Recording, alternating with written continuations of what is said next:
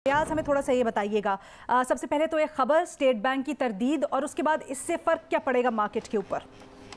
One by one चलते हैं। Number one ये कि क्या स्टेट बैंक ने मना किया है? नहीं, ऐसा नहीं है। जैसे आपने भी मेंशन किया कि आज भी पेमेंट्स हुई हैं, ऑल दो आज न्यूयॉर्क बंद है, तो जो भी आज की पेमेंट्स हैं उसकी सेटलमेंट कल होगी। लेकिन यस, पेमेंट्स हुई है, उसमें कोई रोक टोक नहीं है। ये स्टेट बैंक से हमारी बात हुई है तो उन्होंने ये बात बताई है।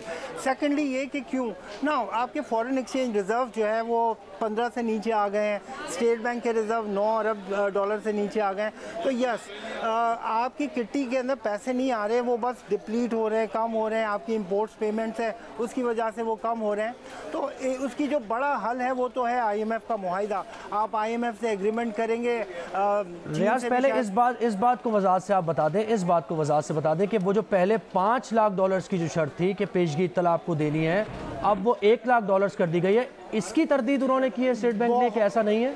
जी एग्जैक्टली, बहुत मुमकिन है हो कि ऐसा हुआ हो। स्टेट बैंक का ये 20 मई का सर्कुलर है, उसके अंदर उन्होंने कोई अमाउंट मेंशन नहीं किया था कि, लेकिन ये ज़रूर कहा था कि जो भी इंपोर्ट्स पेमेंट्स है उसके लिए आपको पेशगी इजाज़त लेना होगी स्टेट बैंक के डिपार्टमेंट से।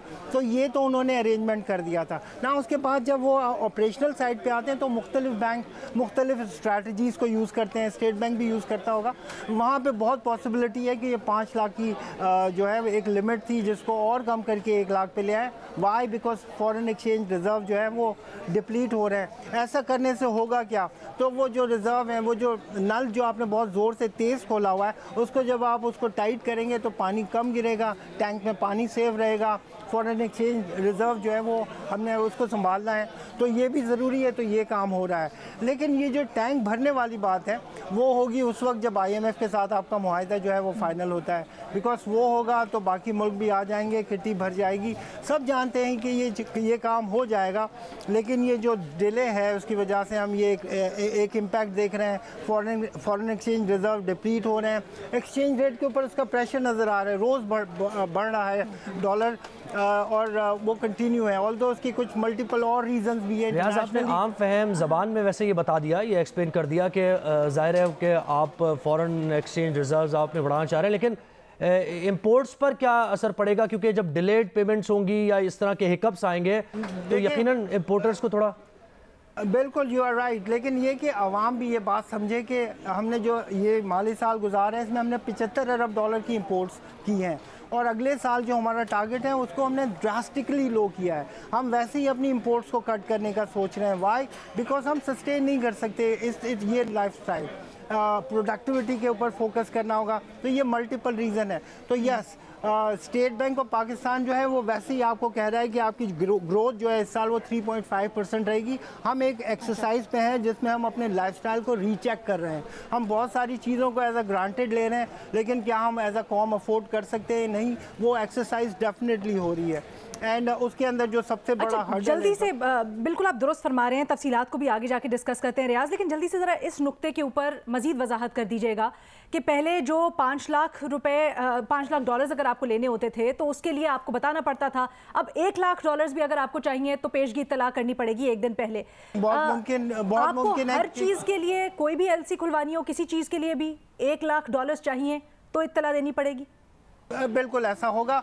लेकिन यहाँ पे अब बैंकों को भी आप देखें, कुछ बैंक है जो A क्लास है, बड़े बैंक हैं, उनके लिए वो नहीं होगी, लेकिन जो छोटे बैंक हैं उनको वहाँ से बिल्कुल कर्टेल करने की कोशिश की जाएगी। ये भी मशरूत है। ठीक है जी, रियाज हमारे साथ ही रहेगा। हमें ज्वाइन किया है चेयरमैन एक्सचेंज कंपनीज मलिक बुस्तान साहब ने, और माशी तज्जियाकार खुरम शहजाद साहब भी हमारे साथ मौजूद हैं। सबसे पहले मलिक बुस्तान साहब आपके पास आएंगे और यही जानना चाहेंगे, डॉलर ओपन मार्केट में 213 पे पहुंच गया है, आप इसको कैसे देख रहे हैं, और क्या मार्केट में ऐसे कोई मैकेनिज्म्स प्लेस किए गए हैं कि इसको कंट्रोल किया जा सके, या इंतज़ार करना होगा IMF के मुआहिदे का ही? देखो जी, IMF मुआहिदा तो इस वक्त बड़ा ज़रूरी है। मैं समझा ज़िंदगी और मौत का मसला है पाकिस्तान की इकनॉमी के लिए, और बाकी मार्केट में कोई डिमांड नहीं है। सारी डिमांड इंटर बैंक में, और इंटर बैंक में डिमांड की बड़ी वजह वही तजारती खसारा है, और IMF का जो प्रोग्राम है वो डिले हो गया है। और इसको हुकूमत को मैं समझता हूँ सबसे बड़ी जो पाकिस्तानी बैंकों पे जो आपने देखा पिछले 3 हफ्ते से डेली डॉलर 2 से 3 रुपया बढ़ रहा है इंटर बैंक में, मार्केट में नहीं बढ़ा।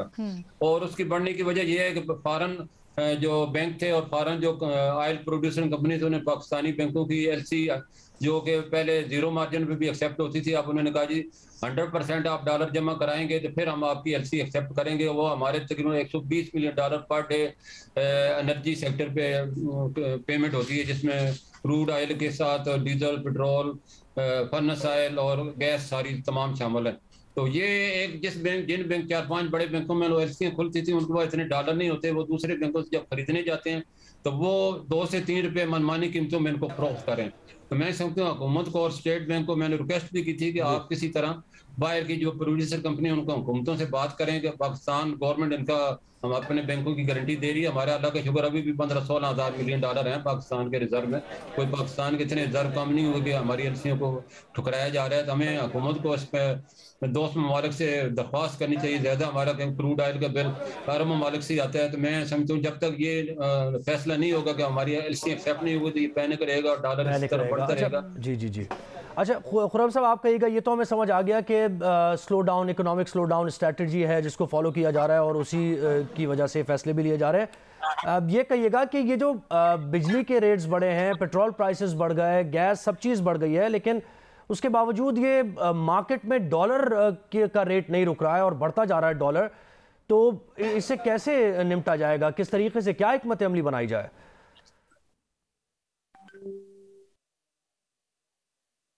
खुर्रम साहब, हम आपको सुन नहीं पा रहे हैं, मेरा ख्याल है आपका माइक म्यूट है, अगर आप प्लीज ऑन कर सकें तो।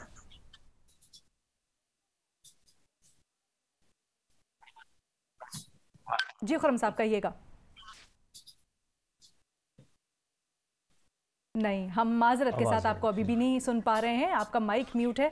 बिल्कुल ये बात जानना बहुत ज़रूरी है कि कहा जा रहा था कि हमने उस तरीके से ज़ाहिर सब्सिडीज़ दी थी जिसकी वजह से ये सारा प्रेशर पड़ा था, तो जब ये सब्सिडीज़ ख़त्म की जा रही हैं और पेट्रोल प्राइस बढ़ गया है और मीटअप करने की कोशिश की जा रही है तो डॉलर स्टेबल होगा, यही कहा जा रहा था, लेकिन ऐसा दिखने में नहीं आ रहा है। खुर्रम साहब, अगर आपको आवाज़ आ रही है बताइए इसकी क्या वजूहात है?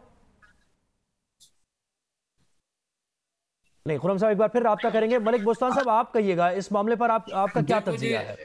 इसमें हमारी वादा खिलाफी है और कुछ नहीं है। पिछली हुकूमत ने 2019 में ये मायदा किया था IMF के साथ के हम पर महीने फर्स्ट 31 दिसंबर से 4 रुपया फी लीटर हम लीवी टैक्स लगाएंगे और 17% सेल टैक्स लगाएंगे, लेकिन हमारी हुकूमत ने वादा खिलाफी की जिसकी वजह से IMF नाराज हो गया, उसने अपना प्रोग्राम मुअत्तल कर दिया।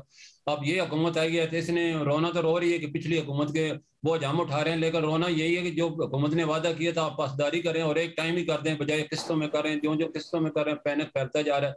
और IMF ने अभी भी यही कहा, अमेरिका से जो हमारे फाइनेंस मिनिस्टर साहब मिले उन्होंने भी यही कहा कि फ्रेमवर्क पे आप साइन करें, कुछ चीज़ों में हम आपकी हेल्प करेंगे। तो मैं समझता हूँ हुकूमत को जो है, जब चाहे हुकूमत कोई भी हो उसकी पासदारी करना हर हुकूमत को फर्ज है। सब्सिडी जो है वो भी जो है उन्होंने ख़त्म करनी होगी और जो सेल टैक्स है वो भी लगाना होगा। कीमतें तो बढ़ेंगी, लेकिन मैं समझता हूँ सियासी को बचाने के लिए पहले पाकिस्तान को बचाया जाए और जितने भी गैर मकबूल फैसले किए उन्हें उसकी कीमत फिर आवाम को चुकानी पड़ेगी। हुकूमत मैं समझता हूँ अभी से फैसला कर ले तो ज़्यादा बेहतर है। जी ठीक है, मलिक साहब हमारे साथ ही रहेगा। मेरा ख्याल है खुर्रम को भी अब हमारी आवाज़ आ रही है और हम भी आपको सुन पा रहे हैं। खुर्रम, जिस तरह से आपसे पहले सवाल यही करना चाह रहे थे कि मार्केट में जो अब हम देख रहे हैं रुझान, एक तरफ तासुर यही मिलता है और विच मेक सेंस कि इकोनॉमिक स्लो डाउन की तरफ जा रहे हैं, दूसरा हम देख रहे हैं कि डॉलर की ख़ास तौर पे इंटरबैंक में डिमांड में इजाफा है, ऊपर चला जा रहा है। क्या मार्केट में checks and balances in place होने चाहिए इस चीज़ को देखने के लिए? जी बिल्कुल, देखें एक तो मैं ये बता दूं कि आपको पता है कि इंटरनेशनल मार्केट में टाइटनिंग चल रही है, जिसका मतलब यह है कि शरह सूद इंटरनेशनली बढ़ रहा है। और जब इंटरनेशनली शरह सूद बढ़ता है, खासकर अमेरिकन इकोनॉमी, फेडरल रिजर्व जो उनका सेंट्रल बैंक है वो बढ़ाना शुरू कर देता है, तो जो डॉलर है वो पूरी दुनिया में स्ट्रांग होना शुरू हो जाता है। तो अभी भी ये हुआ है कि back to back US economy में फेडरल रिजर्व ने लास्ट वीक भी 75 बेसिस पॉइंट इंक्रीज किए हैं शरह सूद में। उससे पहले भी बहुत बड़ा इंक्रीज दिया था शरह सूद में, क्योंकि उनके यहाँ 40 साल की जो है इन्फ्लेशन आई है तकरीबन 8%। 40 साल में इतनी ज्यादा इन्फ्लेशन नहीं, उसकी वजह से उनको कंटेन करने के लिए इंटरेस्ट रेट बहुत तेजी से बढ़ाए जा रहे हैं। इसका एक इम्पैक्ट पूरी दुनिया में करेंसीज पे आ रहा है अगेंस्ट डॉलर। डॉलर पूरी दुनिया में करेंसीज का अगेंस्ट अप्रिशिएट हो रहा है, नंबर 1। दूसरा हमारा प्रॉब्लम ये है कि हमारे यहाँ मैक्रो अनसर्टेनिटी बहुत ज्यादा है, यानी कि मईशत, जैसे आपने बिल्कुल सही कहा कि IMF ऑन बोर्डेड नहीं है अभी, उसकी वजह से हमारे पास डॉलर के इनफ्लोज पे जो है सर्टेनिटी नहीं है। सेकंड ये पॉइंट है, आपने कहा कि जी क्या उनको कंट्रोल करना चाहिए मार्केट को। देखें, कंट्रोल करने के लिए रिजर्व इतने अभी नहीं है कि सेंट्रल बैंक मार्केट में जाकर रिजर्व्स दे और जो है रुपये को स्टेबलाइज करे। कुछ ऑफ कोर्स कुछ हद तक स्टेट बैंक ये करता है, लेकिन आप ये याद रखें कि हम मार्केट ड्रिवन एक्सचेंज रेट की जो है ना पॉलिसी लेके चल रहे हैं, जो IMF ने हमें कही है, और वो एक तरह से सही पॉलिसी भी है, लेकिन अभी क्योंकि इनफ रिजर्व्स नहीं है उसको जो है वो कंट्रोल करने के लिए, तो इसलिए मेरे नहीं ख्याल कंट्रोल किया जा सकता। एक में एक चीज हो सकती है, जो रिजर्व्स के दो हिस्से होते हैं, एक होता है सेंट्रल बैंक के रिजर्व, एक होता है आपके बैंकों के पास रिजर्व। तो बात यह है कि अगर हमारे पास वो रिजर्व्स भी काउंट होना शुरू हो जाए टोटल रिजर्व्स में, और स्वैप्स की पोजीशन कम होने लग जाए, तो कुछ उससे जो है फायदा हो सकता है। लेकिन प्रॉब्लम यही है कि हमें इंपोर्ट्स को समहाउ रोकना पड़ेगा, जो एसेंशियल इंपोर्ट्स है उनको जो है अलाउ करना पड़ेगा। इस तरह के डिसीजंस आएंगे और सख्त डिसीजंस मजीद इस तरह का एक फैसला किया भी हुकूमत ने इंपोर्ट्स पे।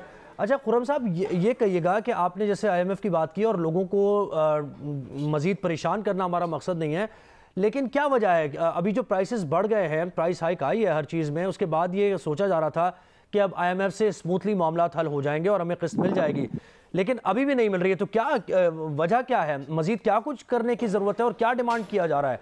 थोड़ा सा ज़रा उसकी पिक्चर हमें अगर दे सकें आप। देखें, IMF के 2-3 पॉइंट्स जो अभी मतलब जिस तरह से रिपोर्ट हुए हैं, उसमें एक चीज तो ये है कि सैलरीड क्लास को बहुत ज्यादा एक जो है जो 6 लाख रुपया पूरा साल कमाते हैं, उसमें उसको उठा के 12 लाख रुपया किया है, जो कि रिलीफ दिया है एक तरह से। तो उसको शायद IMF का एक इशू, हालांकि कोई इतना बड़ा फर्क नहीं पड़ता उससे, क्योंकि 70% जो सैलरीड क्लास है उसी में आती है, सैलरीड क्लास को रिलीफ देना कोई इशू नहीं है। दूसरा, ये गवर्नमेंट एम्प्लॉयज की जो तनख्वाहें हैं, जो अलाउंसेस हैं, वो बहुत ज्यादा बढ़ाए दी गए हैं बजट में। वो 15% से लेकर 30% तक जो है वो चले गए हैं रफली। तीसरी चीज ये है कि जो पेट्रोलियम लेवी है वो 750 बिलियन रुपीस रखे गए, तो उसका फिर IMF ये एक्सपेक्ट करता है कि आप फौरन से मजीद प्राइसेस बढ़ाएं, ताकि ये सब्सिडी ना सिर्फ जीरो हो, बल्कि जो टैक्सेस आपने जो है वो बजट में अज्यूम किए हैं पेट्रोलियम प्राइसेस पे, वो भी डालें। तो उसकी वजह से बहुत ज्यादा प्राइसेस इंक्रीज हो सकती हैं पेट्रोलियम प्रोडक्ट्स की। और उसके अलावा भी कुछ और चीजें हैं जो कि IMF शायद ये कहता है कि आप अपना बजट डेफिसिट को कम करें, रेवेन्यूज को 7 ट्रिलियन जो आपने बजट किया है इसको बढ़ाएं, मे भी 7.5 ट्रिलियन करें या इससे ज्यादा करें। लेकिन खुर्रम साहब, बड़ा ये ट्रिकी डिसीजन नहीं है मलिक बोस्तान साहब के रेवेन्यूज बढ़ाने की एक तरफ डिमांड भी की जा रही है, फिर हम इकोनॉमिक स्लो डाउन की तरफ भी जा रहे हैं, मुआशी पहिया भी उस तरीके से हमें नहीं चलाना है, तो बड़ी टाइट रोप है।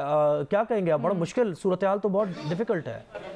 देखो, मुश्किल से है, लेकिन मुश्किल से निकलने के लिए मुश्किल फैसले करने पड़ते हैं। कौम को भी तैयार रहना चाहिए, और जो लोग साहिब हैसियत हैं वो मुल्क की खातर अपना टैक्स दें।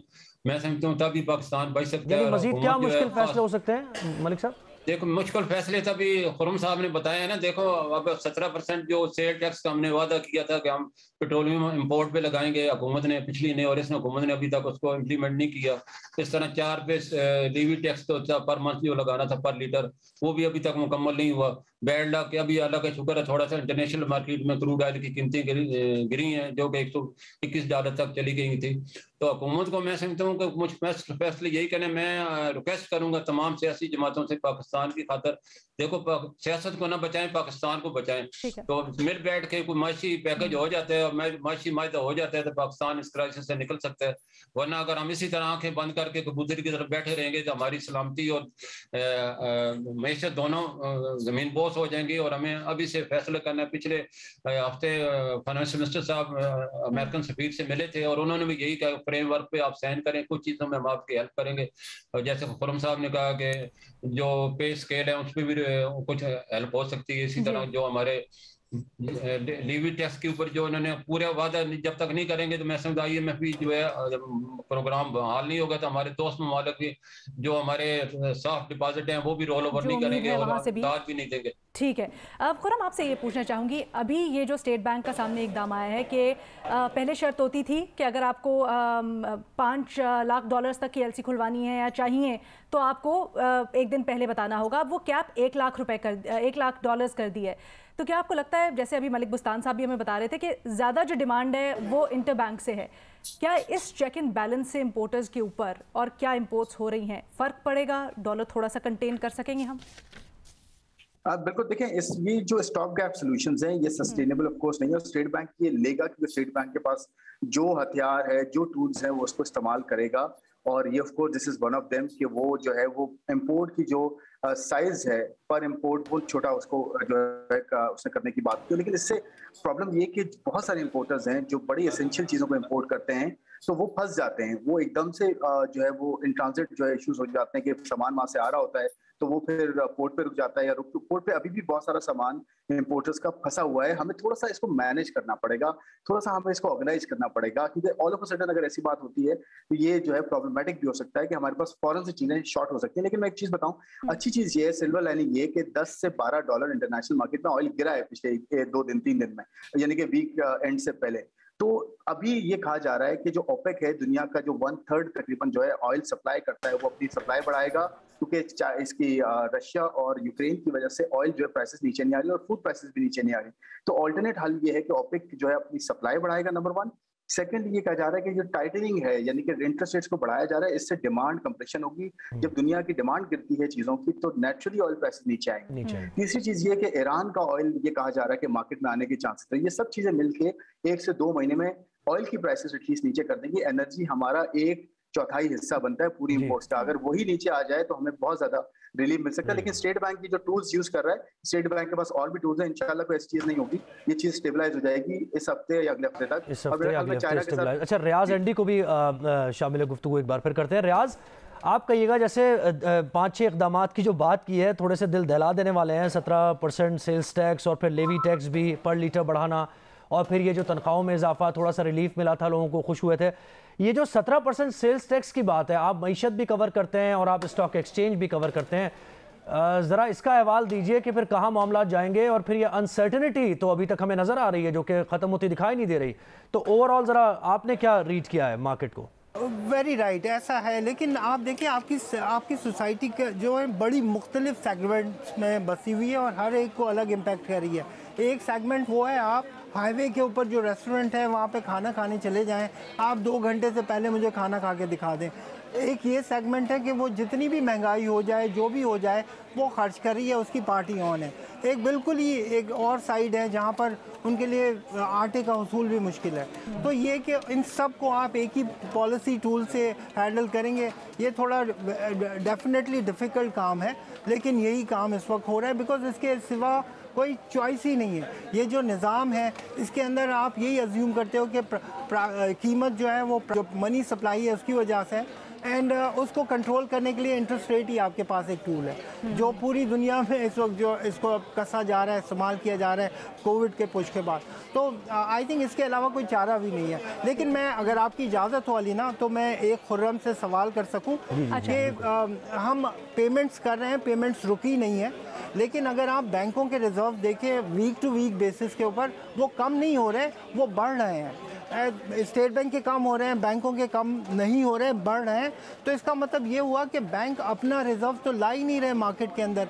क्या वो पैसा लेके आते हैं, अपना रिजर्व डालते हैं, तो उससे डॉलर के ऊपर थोड़ा इम्पैक्ट आएगा, नीचे आएगा, वो कुछ कंट्रोल में रहेगा। पॉसिबल है ये ऐसा?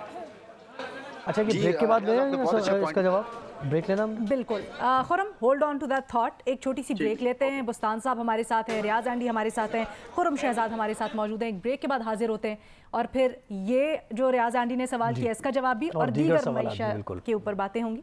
एक ब्रेक के बाद आते हैं। ब्रेक के बाद खुशामदीद। मुल्क में मईशत की सूरत हाल के ऊपर हमारी खुसूसी ट्रांसमिशन जारी है। हमारे नुमाइंदगान रियाज एंडी हमें रिपोर्ट कर रहे हैं, अशरफ मलखम हमें ज्वाइन कर रहे हैं, और साथ ही साथ माशी तज्जियाकार भी हमारे साथ मौजूद हैं। खुरम शहजाद ने हमें ज्वाइन किया हुआ है, फहद इरफान और मलिक बुस्तान साहब भी हमारे साथ मौजूद हैं। यहाँ पर बड़ी अहम डेवलपमेंट हुई है कि वज़ीर ख़ज़ाना ने जो कहा है, पहले वो शेयर करते हैं। उन्होंने कहा कि IMF प्रोग्राम 1 आध दिन में बहाल हो जाएगा। उन्हें IMF प्रोग्राम की बहाली की पूरी उम्मीद है। अगर साहिब सरवत लोग हैं तो उन पर टैक्स लगेगा। वज़ीर ख़ज़ाना का मज़ीद कहना था कि गरीब तबके को रिलीफ दिया जाएगा। IMF का तनख्वाह बढ़ाने से कोई ताल्लुक नहीं है। मज़ीद कहा मिफ्ता इस्माइल ने कि सालाना 12 लाख रुपए आमदन तक इस्तिस्ना बरकरार रहेगा। अशरफ मलखम हमारे साथ मौजूद हैं, इसकी तफसीलात मज़ीद उनसे पूछते हैं। जी अशरफ। ने कहा जो कमेटी में शिरकत के लिए आए थे उससे कुछ पहले उन्होंने कुछ बातें की। उनका कहना था IMF का प्रोग्राम एक आध दिन में बहाल हो जाएगा। मुझे पूरी उम्मीद है कि प्रोग्राम बहाल हो जाएगा और अमीर तबका को टैक्स नहीं देगा तो कौन टैक्स देगा, मुझे गरीब तबके को रिलीफ दिया जाएगा। IMF ने जो मुलाजमिन की तनख्वाहें बढ़ाई है इस पर कोई एतराज नहीं किया और जो हमने इस्तिस्ना दिया, टैक्स छूट दिया सालाना 12 लाख रुपए तक तनख्वाह वालों को, इनकम वालों को, उस पर भी IMF को कोई अच्छा, वैसे क्या डेवलपमेंट हुई है जो एक आध दिन की अब बात कर रहे हैं मिफ्ता इस्माइल साहब? वेरी फ्रैंकली मुझे उनकी बात में थोड़ा सा शायद ये तजज़िया टाइप बनता है, लेकिन जो मेरी अपनी अंडरस्टैंडिंग है मुझे इस बात में वजन नजर नहीं आता। बहुत से बड़े लंबे इशू हैं, उनको बजट के अदाद शुमार पे एतराज़ात हैं, उनको टैक्स स्लैब्स पे कम करने के कोई एतराज़ नहीं है, लेकिन उनको टैक्स रिफॉर्म से बहुत ज्यादा एतराज़ात हैं। उनका कहना आपका पूरे का पूरा बजट जिस तरह हमसे डिस्कस नहीं किया गया था उसके मुताबिक नहीं है। मिफ्ता साहब ने पहले भी 2 दफे ऐसी स्टेटमेंट ऑन रिकॉर्ड दी हैं जो दुरुस्त साबित नहीं हुई। मतलब उन्होंने पहले पोस्ट बजट प्रेस कॉन्फ्रेंस में कहा था कि मैक्सिमम बाय ट्यूसडे, जो कि अब इसको 8 दिन हो गए, चाइना से पैसे हमारे अकाउंट में ट्रांसफर हो जाएंगे, वो रकम ट्रांसफर नहीं हुई। जिस दिन पेट्रोलियम प्राइसेस की कीमतें बढ़ी हैं, दोपहर को उन्होंने कहा था पेट्रोलियम प्राइसेस की कीमतें नहीं बढ़ेंगी, शाम को बढ़ गई थी। उन्होंने कह तो दिया है, लेकिन वेरी फ्रैंकली मुझे कोई इस तरह की बड़ी डेवलपमेंट, बड़ी सूरत नजर नहीं आती। बहुत शुक्रिया अशरफ मलखम तफसीलात के लिए। बहरहाल वज़ीर ख़जाना मिफ्ता इस्माइल का बयान सामने आया है और वो कहते हैं कि IMF प्रोग्राम एक आध दिन में बहाल हो जाएगा। बिल्कुल, अब कुछ तज्ज़िये की जानिब बढ़ते हैं और एक दो चीज़ें जो मिफ्ता इस्माइल ने क्लियर की हैं। एक तो तनख्वाह बढ़ाने से मुताल्लिक़ अभी हम यही बात कर रहे थे, मुआशी तज्ज़ियाकार यही बात कर रहे थे कि ये 2-3 चीज़ें हैं जो कि रिवर्स करना पड़ेंगी, लेकिन वाज़ेह तौर पर मिफ्ता साहब ने कह दिया है। हमें फ़ाद इरफान साहब ने भी ज्वाइन किया है, खुरम शहजाद हमारे साथ हैं, रियाज एंडी हमारे साथ हैं और मलिक बुस्तान साहब भी हमारे साथ हैं। फ़ाद साहब बहुत शुक्रिया, आपने हमें वक्त दिया। अभी मिफ्ता इस्माइल साहब ये कह रहे हैं, पहली बात यही करते हैं कि एक आध दिन में IMF प्रोग्राम में हम चले जाएंगे और ये जो बढ़ाने वाला है तनख्वाह से मुताल्लिक जो मामला है, इसको बिल्कुल नहीं छेड़ा जाएगा, ये रिलीफ दिया जाएगा। क्या कहेंगे ओवरऑल सिचुएशन पे आप? देखिए, इसमें आपको ये देखना होगा कि जो ब्रॉडर गोल है IMF का सेट, जो IMF ने किया है in terms of revenue mobilisation, अगर तो ये सेटिस्फाई कर लेते हैं IMF को on that without changing the tax slabs that they had actually prescribed in the budget, तो ये कोई ऐसी गैर मामूली चीज़ नहीं होगी और ये चीज़ पॉसिबल भी है। और कुछ दीगर चीज़ें भी इन्होंने की हैं, जैसे अगर आपने लेटेस्ट न्यूज़ में देखा हो तो PL GST वगैरह ऑन भी जो है वो अप्लाई कर दिया है और सब्सिडीज से पहले रिवर्स कर दी थी। तो देयर इज अ पॉसिबिलिटी कि आफ्टर दीज चेंजेस IMF को ये सेटिस्फाई कर चुके हैं। ओवर द वीकेंड भी यही बात आ रही थी कि 72 आवर्स या 36 आवर्स के अंदर जो है वो IMF की तरफ से जो है वो एक पॉजिटिव न्यूज़ हमें मिलेगी। सो आई एम कॉन्फिडेंट कि आपको जो है वो जल्द ही पॉजिटिव न्यूज़ IMF की तरफ से मिल जाएगी after the amendments that the government has made. Khurram, इसके ऊपर आपका क्या तज्जिया है? खुरम, आप हमें सुन पा रहे हैं? अच्छा, ओके जी, मैं नाम नहीं सुन सका जी। देखें, एक तो चीज़ ये कि FM का स्टेटमेंट आना, फाइनेंस मिनिस्टर का स्टेटमेंट आना, ये ऑफकोर्स एक वेट रखता है और वो 2 दिन की बात कर रहे हैं, रफी 1 से 2 दिन की। मेरे ख्याल में स्टाफ लेवल के साथ स्टाफ लेवल एग्रीमेंट जो होता है वो शायद उस पर कोई डेवलपमेंट हो जाए, क्योंकि ऐसा नहीं हो सकता कि बजट के बाद फाइनेंस मिनिस्ट्री आराम से बैठ जाए और जो है वो कोई डिस्कशन ना हो। आई एम श्योर रोज जो है कोई ना कोई डिस्कशन हो रहा होगा और डिफरेंट पॉइंट्स पे जो है बात हो रही होगी। अगर ये बात आई है कि 6 लाख से 12 लाख तनख्वाह का स्लैब बढ़ाने से कोई टैक्स नहीं होगा और इस पे IMF को कोई इशू नहीं है, तो मेरे ख्याल में अच्छी डेवलपमेंट है।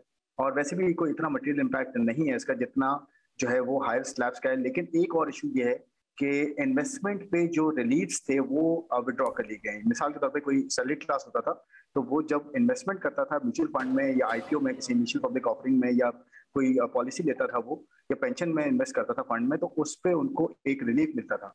अब ये रिलीफ खत्म हो गया, जो कि हायर स्लैब के लिए बहुत बड़ा इम्पैक्ट है, क्योंकि आपको पता है बच्चे बाहर पढ़ रहे होते हैं, हॉस्पिटलाइजेशन बाहर होती है, यहाँ पे उस तरह की फैसिलिटीज नहीं बनाई गई, इन्वेस्टमेंट नहीं की गई, उसका एक इम्पैक्ट होता है, तो इसको भी देखना चाहिए।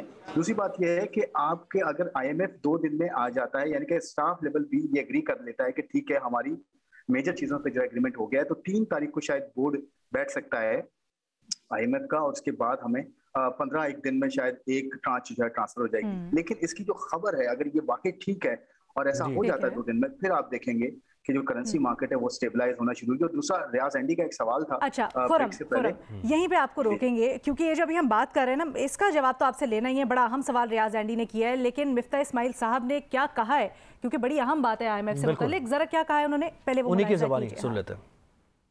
क्या IMF 15% तनख्वाहें बढ़ाने पर और 12 लाख तक इनकम टैक्स छूट देने पर मुखालिफ?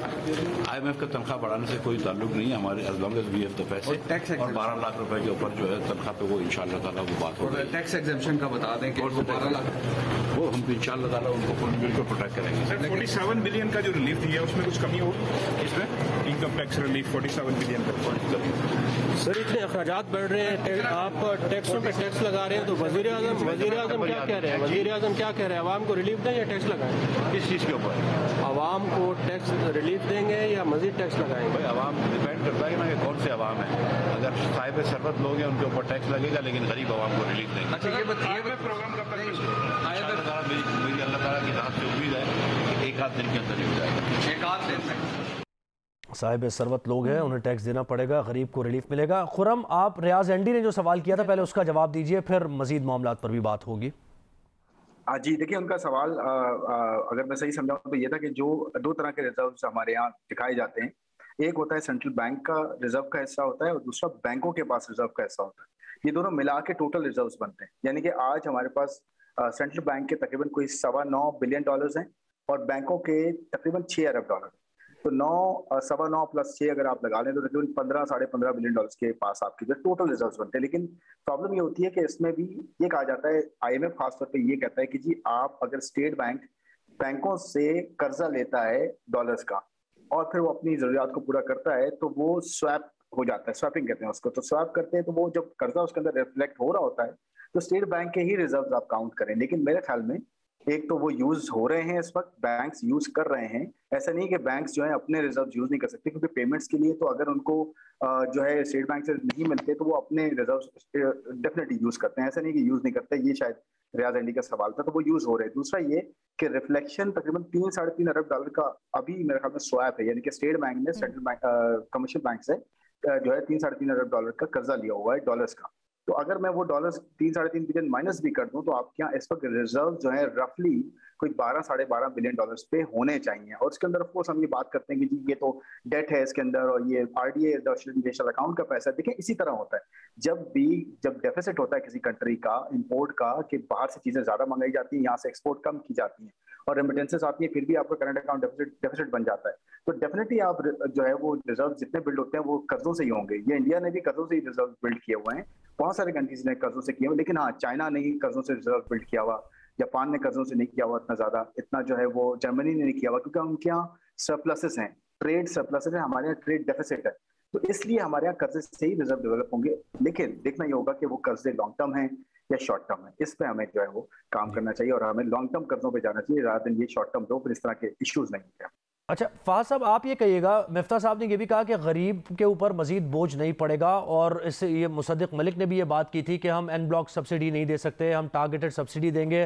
फिर 2000 रुपये वो पेट्रोल से मुताल्लिक भी उन्होंने कहा कि गरीब आदमी। लेकिन अगर सर्वे किया जाए तो गुर्बत इतनी ज़्यादा है पाकिस्तान में कि ये टारगेटेड सब्सिडी भी अगर देने हम जाएंगे तो हमारे कितने बिलियंस ऑफ रुपीज़ इसमें लग जाएंगे और फिर हम वही खसारे की तरफ जाएंगे। रेवेन्यूज़ किस तरह बढ़ पाएंगे? तो एक बड़ा यानी माइक्रो लेवल पे ये मैनेज करना कि कौन गरीब है, उस तक रसाई, उसको सब्सिडी, अशिया खुरनोश में उसको सब्सिडी चाहिए और उसे पेट्रोल में सब्सिडी लाजमी तौर पर चाहिए। ये दो चीज़ें तो वो आप अवॉइड कर ही नहीं सकते हैं। देखिए, इसमें एक चीज समझना बहुत जरूरी है कि the times are very hard and globally, not just in Pakistan, every strata of the economy is facing troubles. तो ये पाकिस्तान अलोन नहीं है और इसमें आप बहुत कुछ हद तक जो है वो अगेन क्या कहते हैं, रेटोरिक की हद तक जो है वो पेट्रोल पे सब्सिडी दे देंगे या किसी चीज पे दे देंगे। लेकिन व्हाट अबाउट जो कुकिंग ऑयल है जो हमने इतना बड़ा इंक्रीज देखा, what about pulses, what about chicken prices, अंडे, बेसिक जो कंजम्पशन है, तो ये पॉसिबल नहीं है। Everyone will have to take a hit और ये हर ग्लोबली भी होगा, लोकली भी आपको हिट करनी पड़ेगी। ना हमारे पास इस किस्म के वसाइल हैं कि हम लोग इन चीजों को जो है वो किसी ना किसी तरह बफर प्रोवाइड कर दें टू दी लोअर स्ट्रेटा। और हम ये नहीं कर सकेंगे। ये एक पॉलिटिक्स की हद तक एक स्टेटमेंट दी जा सकती है, लेकिन नंबर्स जो है इस चीज़ को बैक नहीं करने के लिए हमारे पास नहीं। अच्छा, नंबर्स की बात कर रहे हैं तो खुरम से मैंने एक सवाल भी करना है, क्योंकि अभी उन्होंने एक टाइमलाइन दी है रिजर्व से मुतल्लिक, लेकिन मिफ्ता इस्माइल की हम बात कर रहे हैं तो उनसे मुतल्लिक मजीद तफसीलात जो उन्होंने बयान दिया है वो सामने आई हैं, वो भी शामिल करते हैं अपने देखने वालों से, आप सबसे। वज़ीर ख़जाना मजीद कहते हैं कि खाली प्लॉट पर तामीरात शुरू कर दी जाए तो कोई टैक्स नहीं लेंगे, आप पहली ईंट लगा दें टैक्स ख़त्म कर दिया जाएगा, जब तक ज़मीन का कब्जा और तामीर की इजाज़त नहीं मिलती टैक्स नहीं लेंगे। वज़ीर ख़जाना ने कहा कि कब्ज़ा मिलने और तामीरात शुरू न करने पर टैक्स लागू होगा। मीडिया से गुफ्तगू करते हुए क्या कहा मिफ्ता इस्माइल ने, सुनिए ज़रा। क्या IMF 15% तनख्वाहें बढ़ाने पर और 12 लाख तक इनकम टैक्स छूट देने पर मुखालिफ? IMF का तनख्वाह बढ़ाने से कोई ताल्लुक नहीं है हमारे, as long as we have the पैसे, और 12 लाख रुपए के ऊपर जो है तनख्वाह पे वो इंशाल्लाह ताला वो बात होगी। टैक्स एग्जेम्पशन का बता दें कि 12 लाख वो हम इंशाल्लाह ताला उनको बिल्कुल प्रोटेक्ट करेंगे। सर 47 बिलियन का जो रिलीफ दिया उसमें कुछ कमी होगी इसमें? इनकम टैक्स रिलीफ 47 बिलियन का। सर इतने अखराजात बढ़ रहे हैं, आप टैक्सों पे टैक्स लगा रहे हैं, तो वज़ीर आज़म क्या कह रहे हैं? वज़ीर आज़म क्या कह रहे हैं, आवाम को रिलीफ दें या टैक्स लगाएं? किस चीज़ के ऊपर? आवाम को टैक्स रिलीफ देंगे या मजीद टैक्स लगाएंगे? भाई आवाम डिपेंड करता है ना कि कौन से आवाम है। अगर साहिब सरबत लोग हैं उनके ऊपर टैक्स लगेगा, लेकिन गरीब आवाम को रिलीफ देंगे। अच्छा, ये बताइए प्रोग्राम कब तक मेरी अल्लाह ताला की तरफ से उम्मीद है कि एक आध दिन के अंदर ही हो जाएगा। एक आध दिन में कायमा कमेटी में क्या गुफ्तगू की है मिफ्ता इस्माइल ने, और अभी मीडिया से क्या गुफ्तगू की है अशरफ मलखम से जानते हैं। अशरफ, कहिएगा क्या कुछ बात हुई, क्या सवालात हुए, क्या जवाबात दिए मिफ्ता इस्माइल ने? जी, जैसा कि आपने कहा, आज की कमेटी बड़ी दिलचस्प कमेटी इस लिहाज से, इसमें साबिक वज़ीर ख़ज़ाना शौकत तरीन भी मौजूद है और मौजूदा वज़ीर ख़ज़ाना इसमें मिफ्ता इस्माइल भी मौजूद हैं। सबसे पहले शौकत तरीन जो कमेटी में आए थे, उन्होंने कहा कि फार्मास्यूटिकल कंपनीज के लिए सेल्स टैक्स दस्तावेजियाती बनाने के लिए कुछ नहीं किया, उन्होंने ज्यादा छूट दे दी है, टैक्स कलेक्शन की बात नहीं की। अद्विया साजी के साथ वही फैक्ट्री है जो जूसेस वगैरह बना रही है, वो कंसेशन अद्वियात को मिलती है और साथ जूसेस वगैरह को मिलती है। इस चीज के उन्होंने कोई प्रॉपर इसका वर्क नहीं किया इस पे कि किस तरह ये टैक्स लेते हैं, किसको ये छूट देते हैं। दवाई के बहाने दूसरे बहुत से शोबों को इसना दे दिए वो टैक्स से। मेकअप का सामान बना रहे हैं कोई साथ ही, लेकिन वो सेल्स टैक्स नहीं देते, उसको मेडिसिन शो करते हैं, उनको उन्होंने आइडेंटिफाई नहीं किया। अगर 17% की बजाय सेल्स टैक्स लगाएंगे तो अदा ही नहीं करेंगे। इनको इस तरह के टैक्स का निज़ाम बनाना चाहिए कि टैक्स की शरह कम हो और साथ कम से कम उसकी शरह करके ज्यादा से ज्यादा लोगों से टैक्स वसूल किया जाए। जबकि जो इस वक्त वज़ीर ख़ज़ाना का कहना था कि जब हम टैक्स बढ़ाने की बात करते हैं तो प्राइम मिनिस्टर शहबाज शरीफ नाराज हो सकते हैं। बार बार उन्होंने कहा है कि टैक्स काम करें, लेकिन हम उन्हें कहते हैं क्या करें, हमारी फाइनेंशियल पोजीशन इस तरह की है कि हमें टैक्स लगाना पड़ता है, हमें टैक्स ज्यादा इकट्ठे करने, हमें फंड्स की रिसोर्सेज की जरूरत है। साथ ही उन्होंने कहा कि पाकिस्तान में इस वक्त सालाना 80 टन सोना स्मगल होता है, जबकि ऑन रिकॉर्ड सिर्फ 15 किलो सोना की दरामद शो की जाती है जिस पर टैक्स किया जाता है। बाकी जो सोने की क्वांटिटी है इस पर कोई टैक्स नहीं होता। हम सोने की दरामद पर ड्यूटी कम कर रहे हैं ताकि इसमें ज्यादा से ज्यादा टैक्स आ सके, और जो ड्यूटी ज्यादा होने की वजह से सोने पर टैक्स लग रहे हैं उससे स्मगलिंग बढ़ती है, उसको रोका जा सके। जी, अशरफ मलखम हमें तफसीलात बता रहे थे कि कायमा कमेटी बराए ख़जाना में आज क्या गुफ्तगू हुई और मिफ्ता इस्माइल ने खुसूसन इससे मुतल्लिक क्या कहा। सोने की दरामद पर ड्यूटी कम करने की उन्होंने बात की और मेन गोल जो है यही कि टैक्स इकट्ठा करना है जितना हो सके, करना है, कहाँ टैक्स लगाना है, कहाँ टैक्स नहीं छूट देनी है, ये बड़ा अहम सवाल। तज्जियाकारों का ज़रा रुख करते हैं और इससे पहले कि मिफ्ता इस्माइल के बयान के ऊपर बात करें मज़ीद डिटेल में, खुरम अभी आपने थोड़ी देर पहले जो रिजर्व से मुतल्लिक और IMF की डील अगर कितने दिनों में होती है, अगर थोड़ी सी प्रोलॉन्ग होगी तो फिर उसके क्या असरात होंगे, उसके ऊपर बात की। आपने कहा कि तकरीबन 15 दिन 20 दिन रफली। ये बताइएगा, हम एक बड़ी आम इस्तेलाह भी इस्तेमाल कर रहे हैं और आम आदमी की ज़बान पे है कि खुदा न खास्ता श्रीलंका वाला हाल ना हो जाए पाकिस्तान का। तो रियलिस्टिकली इस वक्त हमारे रिजर्व्स की पोजीशन क्या है, और अगर IMF का मुआहिदा प्रोलॉन्ग होता है जैसे मिफ्ता इस्माइल साहब कह रहे हैं 1-1.5 दिन में नहीं होता, तो फिर क्या सूरत हाल होगी? हम कितने दिन तक एक्सटेंड कर सकते हैं या सस्टेन कर सकते हैं? जी, बड़ा अच्छा सवाल है आपका और इस पे बहुत कंफ्यूजन होती है। एक तो देखें, श्रीलंका का जो सिनेरियो था वो बहुत डिफरेंट था। वो पिछले 12-13 साल से एक चीज पनप रही थी, उसमें टूरिज्म का भी उनका जो है वो इकोनॉमी है वो कोविड की वजह से बहुत ज्यादा हर्ट हुई थी। हम कोविड में एक अच्छे बेहतर इकोनॉमी की तरह बाहर आए थे, हमने सस्टेन किया था कोविड का। फिर उनका जो डेट का सिचुएशन थी वो हमसे बहुत डिफरेंट थी। फिर उनकी जो है वो आप ये देखिए कि जो पॉलिटिकल साइड थी वो बहुत ज्यादा जो है वो डिफरेंटली जो है ना उसने चीजों को पॉलिसीज को लेके चले थे, डिस्पाइट द फैक्ट कि जिनको उनको नुकसान हो रहा था वही चीजें वो कर रहे थे। हम भी ये बात बिल्कुल सही है कि पॉलिटिकली हम भी कोई इतने ज्यादा जो है वो सेवी नहीं है, हमने भी बड़े जो है वो गलत जो है डिसीजन दिए हैं। लेकिन मेरा कहने का मतलब ये है कि अगर आप हमारी रिजर्व की पोजीशन देखें तो हमारी जो पोजीशन है वो तकरीबन, अगर आप इसको भी सिर्फ ले लें कि हमारे पास इस वक्त $9.25 बिलियन के रिजर्व हैं, हमारी जो इस वक्त मंथली इंपोर्ट्स चल रही हैं वो तकरीबन कोई $5.5 अरब $6 अरब के बीच में। आप $5.5 अरब ले लें क्योंकि ये स्टेप लिया है, इससे पहले स्टेप लिए थे, उसका इम्पैक्ट आहिस्ता आहिस्ता आता है। तो मुझे लगता है इस वक्त हमारे पास तकरीबन 1.5 से 1.25 या 1.5 महीने के रिजर्व्स हैं। 1.5 महीने के रिजर्व्स कम नहीं होते, 3 महीने का एक स्टैंडर्ड होता है, 3 महीने से वैसे ज्यादा होने चाहिए। 6 महीना पूरी दुनिया में बेहतर समझा जाता है कि 6 महीने के रिजर्व आपके पास इम्पोर्ट्स के हों, बट 1.5 महीना क्रिटिकल जरूर है। लेकिन अगर हमने IMF डिले किया तो ऑफ कोर्स उसके रिपरकशंस होंगे, क्योंकि हमें इस वक्त डेट को जो है ना रीपे करना है। जून के एंड पे हमें जो है 3 से 4 5 बल्कि बिलियन डॉलर्स की जरूरत है, जो हम कहां से पूरा करेंगे। इसलिए हम सऊदी अरब भी गए, यूएई भी गए। मैं एक पॉइंट ऐड करना चाह रहा हूँ, तो चाइना ने देखें कमिटमेंट दे दी है, वो रिजर्व में जो रिफ्लेक्ट होगा ना वो 1-2 दिन में ही होता है। ऐसा नहीं होता कि एक दिन चाइना ने कहा और अगले दिन ट्रांसफर कर दिए। वो मेरे ख्याल में एक प्रोसेस होता है, 1 आध हफ्ता लगता है। तो इस हफ्ते के एंड में जो आपको रिजर्व नजर आएंगे होपफुली 2.3 बिलियन उसमें आपको नजर आ जाएंगे। फिर ये होगा कि सऊदी अरेबिया और यूएई आपके साथ पीछे आ सकता है। और IMF जैसे फाइनेंस मिनिस्टर कहा है, अगर ये हो जाती है, आई एम श्योर वो ऐसे नहीं कह रहे होंगे, होने जा रही होगी चीज तभी हो रही होगी, अनाउंसमेंट से पहले नहीं बात करते। तीसरी चीज मैं ये कहूंगा कि अभी जो है पैनिक की जरूरत नहीं है। हमारे पास इंपोर्ट्स ज्यादा से ज्यादा रुक भी गई तो कितनी रुक जाएंगी? ज्यादा से ज्यादा हमारे पास फूड की इंपोर्ट बहुत ज्यादा नहीं रुकेगी, 1.5 से 2 बिलियन डॉलर्स की है। अगर वो आधी भी हो जाती है पैनिक करने की जरूरत नहीं है। और बहुत ही अहम ये बात है बताने वाली कि पैनिक करने की जरूरत नहीं है। पैनिक की वजह से मार्केट में ये जो सारे मामला हैं ये खराब होते जाते हैं। मलिक साहब, आप ये कहिएगा कि टैक्स रिफॉर्म्स की बात हुई है और ये भी कहा गया है, खबर ये भी आ रही है कि IMF टैक्स रिफॉर्म्स के मामले में इतना ज़्यादा सेटिस्फाइड नहीं है। और कायमा कमेटी में भी ये बात हुई है कि टैक्स नेट में इजाफा किया जाए बजाय इसके कि टैक्स बढ़ा दिया जाए। तो आप इन मामलात को किस तरह देखते हैं? देखिए, मैंने पहले भी बताया है कि अमेरिका से जो फाइनेंस मिनिस्टर साहब मिले हैं और हमारे एक आला वक्त भी ये सबसे जा रहा है अमेरिका में, अमेरिका ने यही कहा है कि फ्रेमवर्क जो आपका एग्री हो जाता है तो हम जो पर्सनल इनकम पे जो वो कह रहे थे 12 लाख पे टैक्स लगाएंगे, तो यही बात इसमें हम आपको फेवर दिलवा देंगे। इस तरह 750 अरब की जो सब्सिडी है इसमें भी करा दें, बाकी चीज़ों में उन्होंने माजरत कर ली है। तो हुकूमत इसी पे वर्किंग कर रही है कि हम टैक्स को कैसे बढ़ाया जाए और किन चीज़ों में कम करके स्मगलिंग को रोका जाए। जैसे उन्होंने सोने को कहा है, कई और चीज़ें भी ऐसी हैं, अगर ये कर लेते हैं तो हमारी ड्यूटी में इजाफा होगा। अच्छा, ये बड़ी दिलचस्प बात है। एक तरफ तो हम इन ग्राउंड्स के ऊपर गौर कर रहे हैं हुकूमत यकीनन, लेकिन फहद दूसरी तरफ ये जो वजीर खजाना ने अभी कहा है कि अगर खाली प्लॉट है उसके ऊपर तामीर शुरू कर देते हैं तो टैक्स नहीं होगा। रास्ते तो वो खुद ही बता रहे हैं, तो फिर ये कैसे होगा, किस तरह से होगा, क्या क्या करने की भी जरूरत है? देखिए, इसमें जो ये बजट था इसको आप इस तरह से देखें कि कुछ शॉर्ट टर्म मेजर्स होते हैं और कुछ लॉन्ग टर्म मेजर्स होते हैं।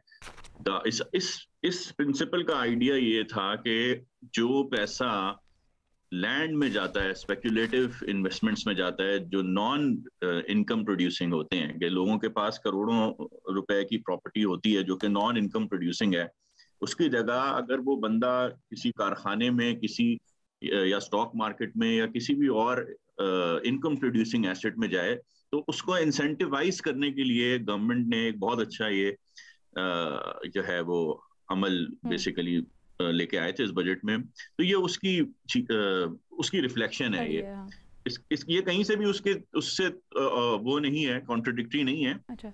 जो बात आप कह रही हैं कि टैक्स ज्यादा बढ़ाना है, लेकिन एक चीज मैं ऐड कर दूं कि देखें, गवर्नमेंट के पास बहुत सारे लो हैंगिंग फ्रूट्स हैं जब टैक्स कलेक्शन की बात की जाती है। और IMF ने खुद ने तकरीबन कोई 500 अरब रुपए के एनुअल टैक्स कंसेशन जो हम लोगों ने अक्सर चीजों पे दिए हुए वो हाईलाइट किए हुए हैं, जो कि मेरा ख्याल है जिसमें फर्टिलाइजर्स खुद भी शामिल हैं और भी दीगर चीजें जो कि गवर्नमेंट अप्लाई कर सकती है और करने चाहिए, गिवन कि हमारी 1-2 साल से एग्रीकल्चर प्रोड्यूस भी जो है वो अच्छी आ रही है। तो सबसे पहले ये लो हैंगिंग फ्रूट्स, इनको अगर आप टारगेट करें और उसमें से 500 बिलियन नहीं तो उसमें से 300-250 बिलियन जो है वो कि जो आपने एग्जेम्पशंस दी हुई हैं या फेवर्स दी हुई हैं टू सर्टेन सेक्टर्स, उनको रिड्यूस करें तो आपके ऊपर एक अच्छा नंबर जो है वो आपको नजर आ सकता है। बिल्कुल, अब मईशत पर मजीद भी बात होती रहेगी वक्तन फ़वक्तन। फ़हद इरफान साहब, खुर्रम शहजाद साहब, मलिक बोस्तान साहब, रियाज एंडी हमारे साथ थे, अशरफ मलखम ने भी हमें अपडेट किया। आप सबका बहुत शुक्रिया।